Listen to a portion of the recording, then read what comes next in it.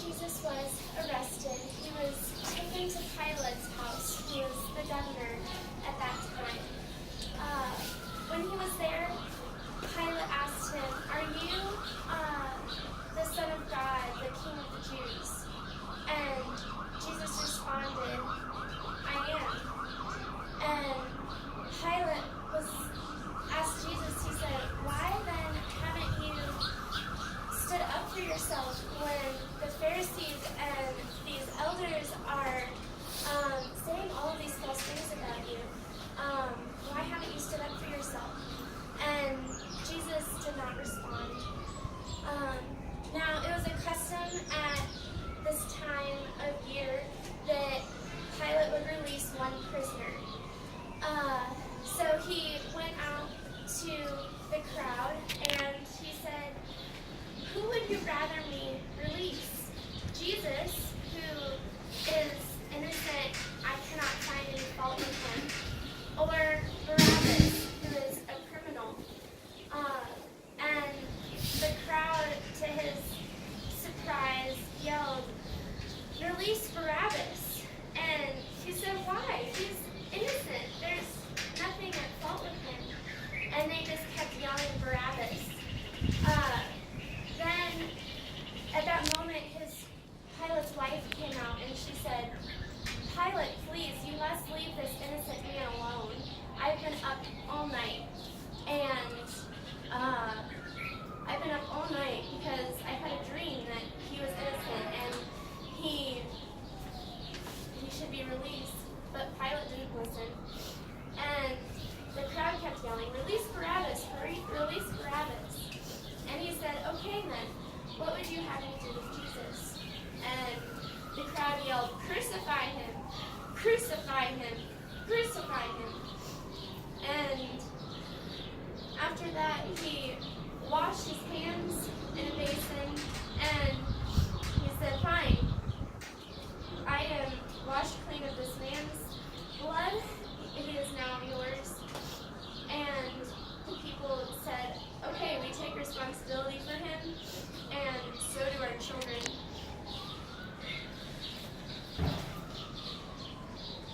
And they took Jesus to the governor's headquarters. And they called about a Roman battalion, which was about 600 Roman men. And they gathered there. And they stripped Jesus of his clothes and they put a scarlet robe on him.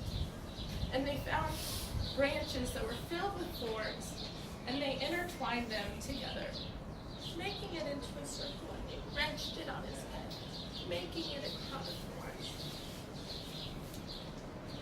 And they took a rod or a stick and they placed it in his hand, and then they all mocked him.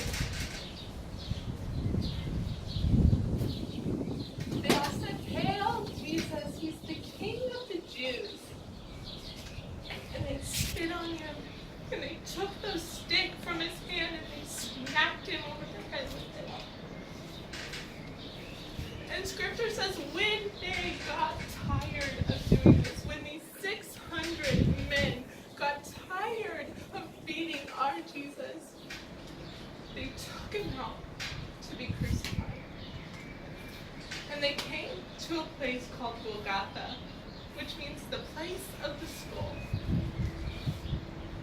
And when they got there, they tried to hand Jesus some wine that was mixed with vinegar. And when Jesus tasted it, he refused. Because that was a form of pain, a form of painkiller, right?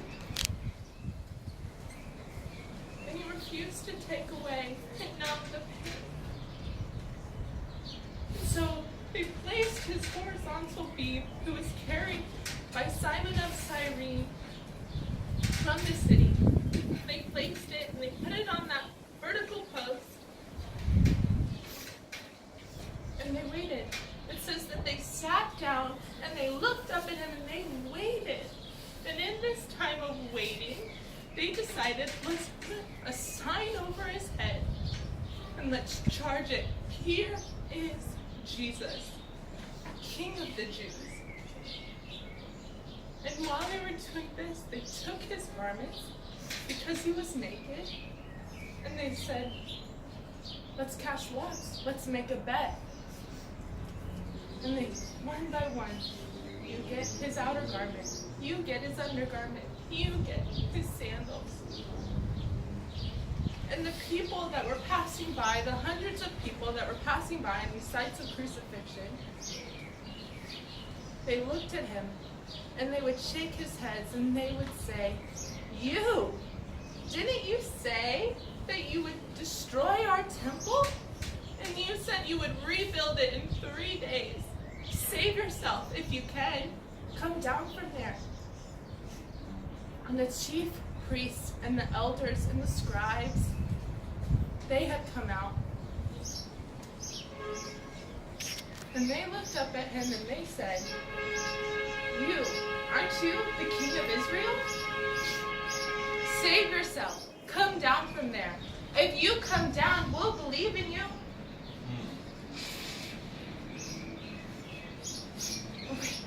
Ask God to save you. If God even desires you.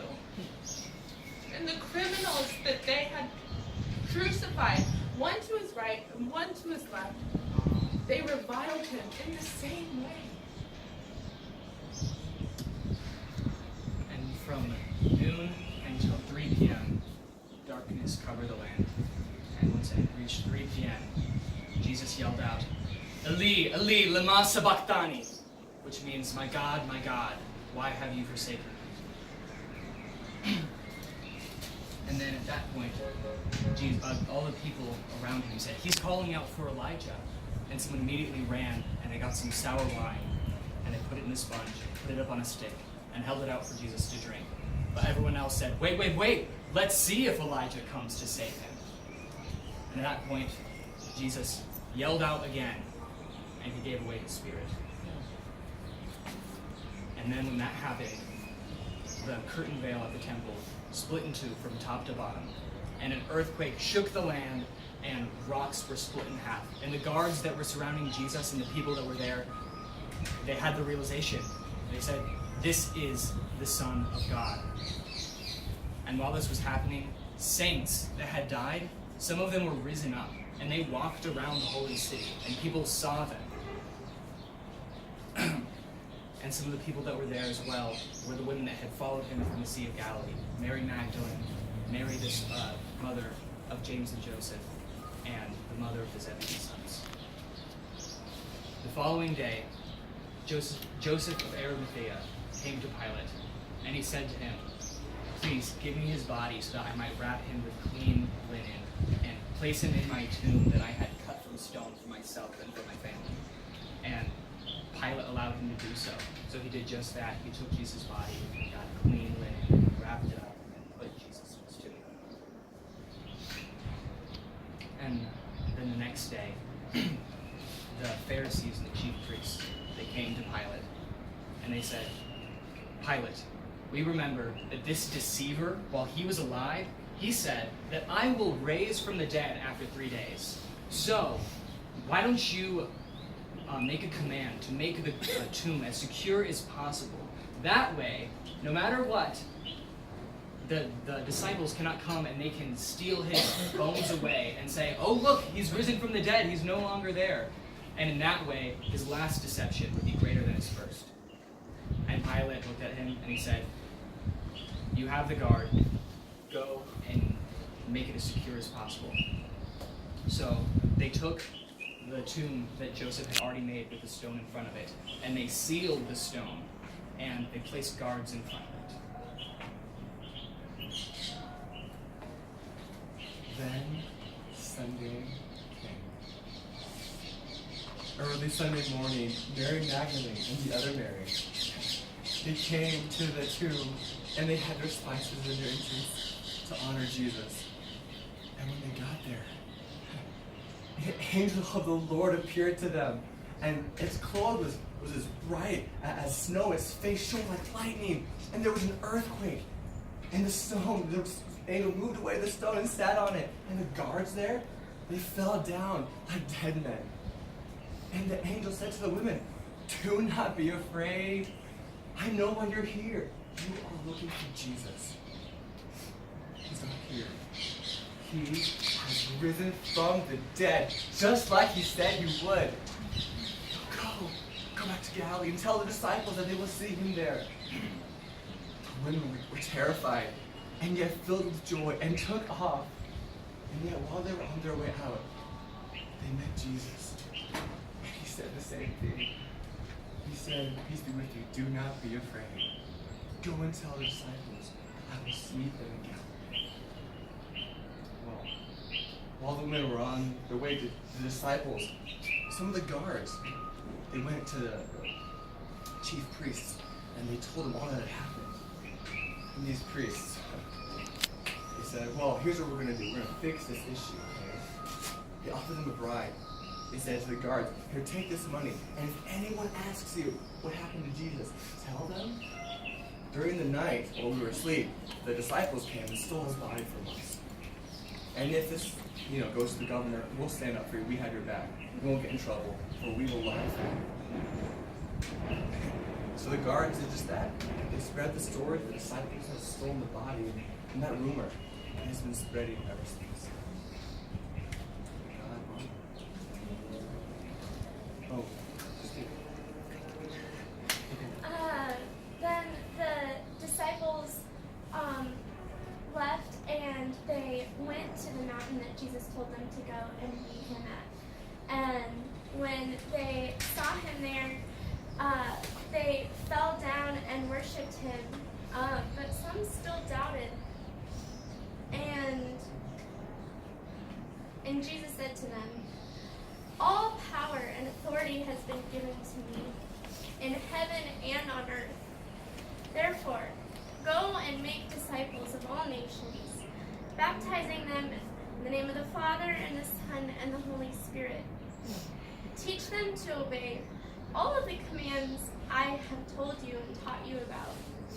But remember this, I am with you always, even to the end of the age."